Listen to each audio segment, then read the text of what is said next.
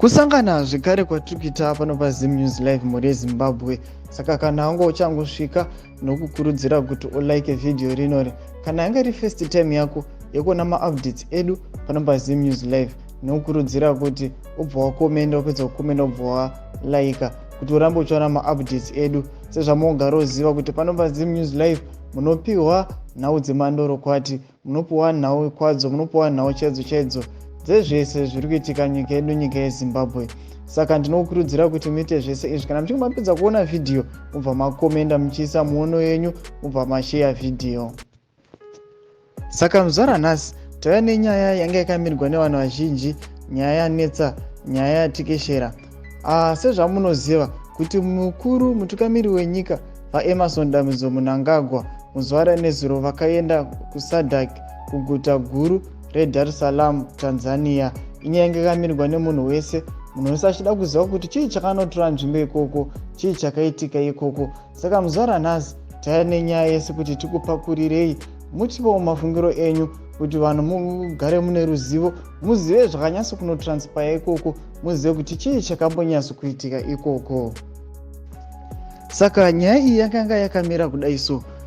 His Excellency President of Zimbabwe Mr. Emmerson Mnangagwa vakati vasvika kuTanzania kunga kwakaungana mapresident mazhinji emuAfrica. Vakasvika vakafaila mapapers avo, vane request yekuti vakanga vari kuda kuita dialogue nemutungamiri webato reCCCC Mr. Nelson Chamisa. Ndo vari kuda kuita dialogue naye pakaipa mhuri yeZimbabwe. Saka vafaila mapapers avo kudai so. Nedialogue iyi vakanga vaine one condition. Vakanga vane one condition vakanga vachirequesta. Condition yavo iyi yanga iri yekuti padialogue iyi vanoda kuti the president of CCCC Mr. Nelson Chamisa vaconsider mutungamiri wenyika Emmerson Mnangagwa as president of Zimbabwe. Ndo yanga iri request yavo kuti Mr. Nelson Chamisa vanofana kurespecta, vanofana kuconsider mutungamiri wenyika Mr. Emmerson Mnangagwa vanofana kumuconsider semutungamiri wenyika pakaipa mhuri yeZimbabwe. Saka hamene kuti mimi munofunga kuti kudii nayo nyaya iyi. Saka vaEmmerson Mnangagwa vaisa request yavo. Vatungamiri veSadc vakabva vadzokera kwavari vakati okay, vakabva vadzokera kwaari nobva vabvunza zvikanzi asi haizi first time yedu kunzwa nyaya iyi, nokuti pane nyaya request yakatombouya neSadc Electoral Observer Mission Report yakauya naMr. Nevers Mumba pakanga vari kuAngola vachiuya neappeal yekuti Mr. Emmerson Mnangagwa you are not a legitimate president.